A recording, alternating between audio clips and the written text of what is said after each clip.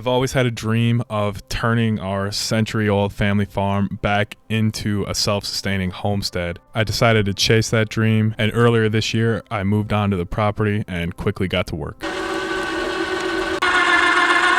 First thing on the list was building a garden. There were a lot of ash trees in my future garden area, so we felled all those trees and I got to work cutting them up, getting them all processed, and the goal was to use every part of those trees to help construct the new garden.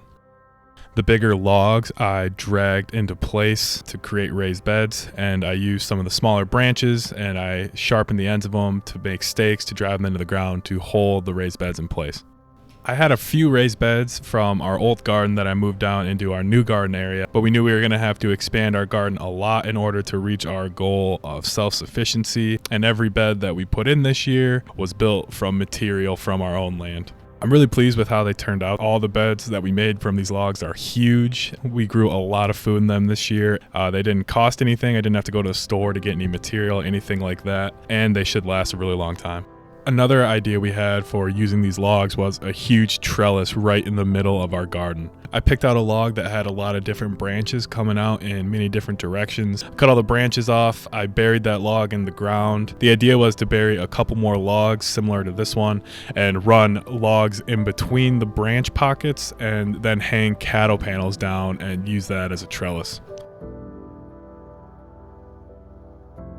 We had these cattle panels available because they were part of some trellis beds that we had in our old garden. We didn't really like how those beds functioned, so we tried a new approach to using the cattle panels, and I'm a big fan of this trellis. I think this is my favorite thing that we've built so far. It's not super complex, it's simple. Like, there's no nails or screws or anything holding this together. There's just holes dug in the ground and then the logs put inside of them, and logs run in between the posts to hold up the cattle panels. I was a little worried that it wouldn't be sturdy enough to handle winter or winds or whatever was going to be thrown its way, but soon after we got this thing completed, there was a tornado with over 100+ mile-per-hour winds, and this thing wasn't affected at all. So it should be standing for many years to come.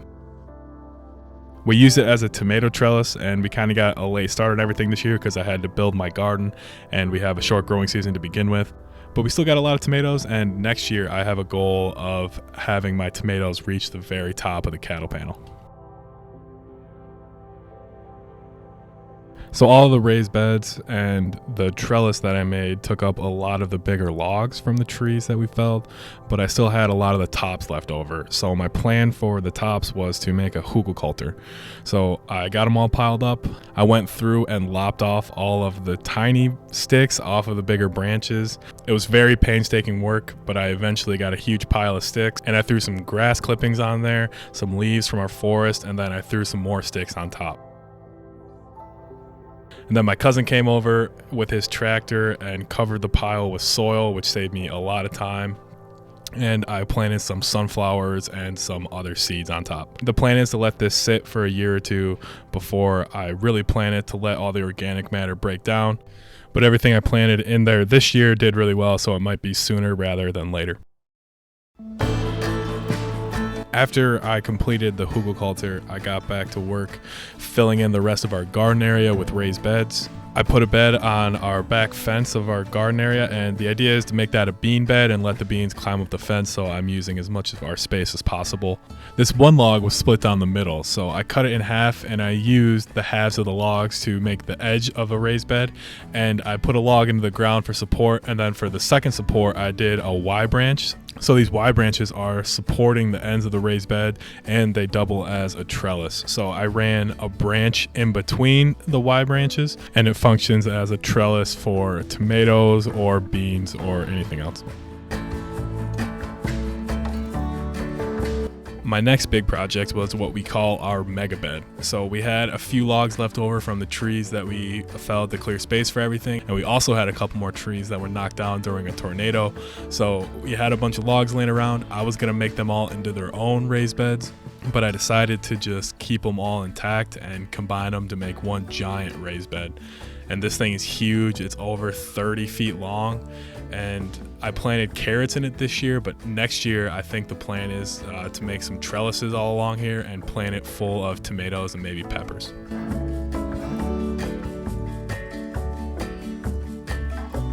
I put together another raised bed along the back side of our fence to use the fence as a trellis for beans.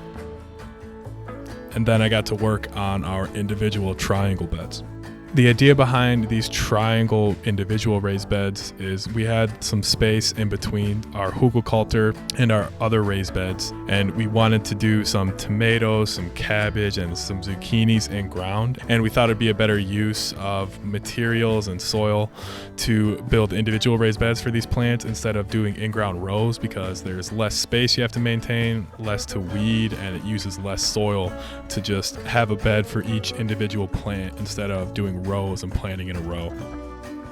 We put in another log trellis over top one of these rows of triangle beds because that's where we were transplanting our indeterminate tomato varieties. So we ran some logs over top of the row of indeterminates and then attached a branch down to the beds and then tied the tomatoes to the branch as they grew up.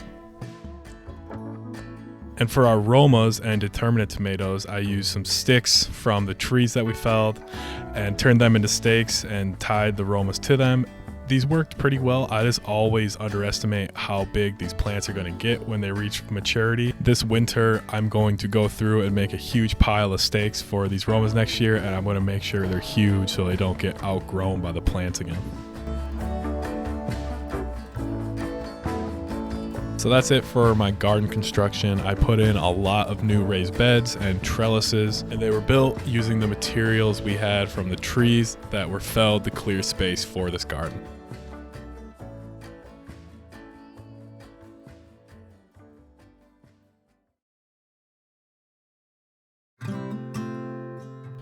So now that I was done in the garden for a little bit, I started working on our chicken compost system.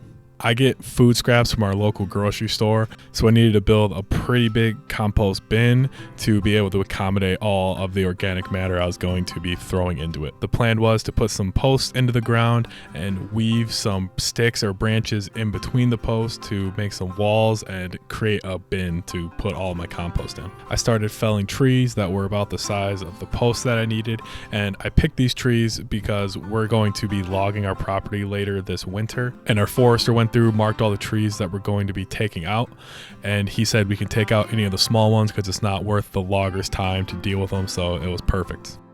I got the posts in the ground and I started the process of going through all the tops and lopping off all the smaller sticks on these branches, turning them into poles and weaving those in between the posts.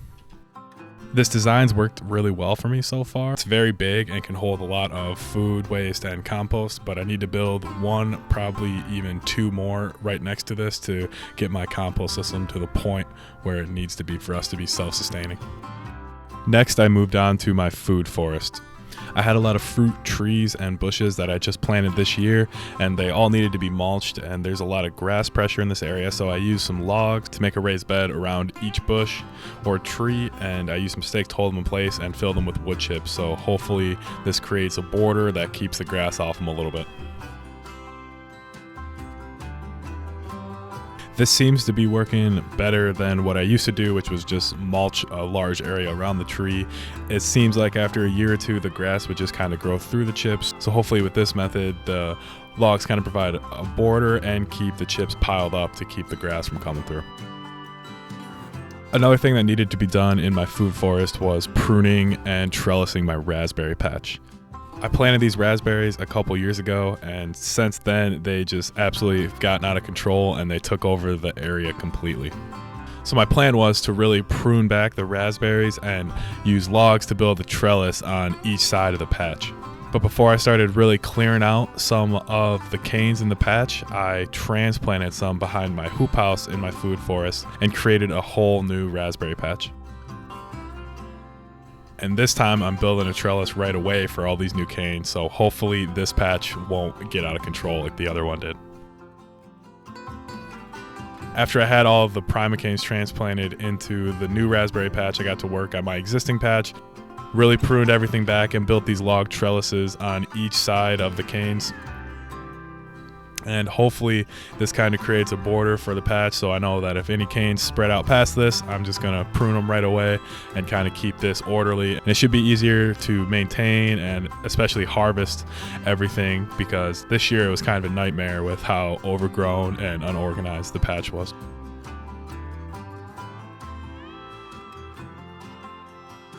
This area really cleaned up well. I think the log trellises are going to be a great addition to the raspberry patch, and it's a pretty dramatic before and after here.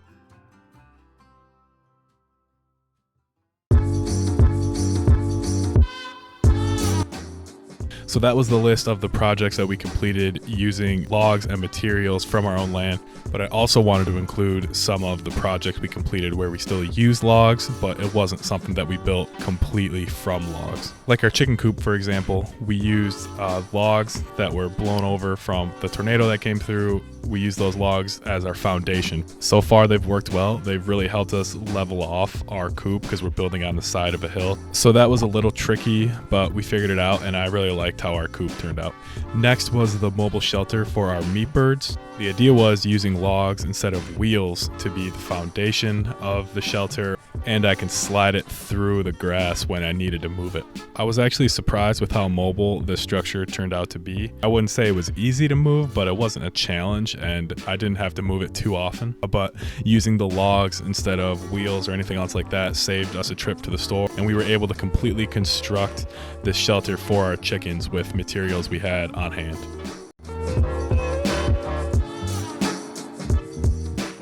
We also utilized logs in 2 of our greenhouses that we built. We live in northern Wisconsin, so you always have to be thinking about snow load when you're building anything. In our cattle panel greenhouse and in our newest greenhouse that we built, we put a log right in the middle of it, attached it to the ridge beam, and it should provide a lot more support to the ridge beam, and it should help our structures make it through a lot more winters.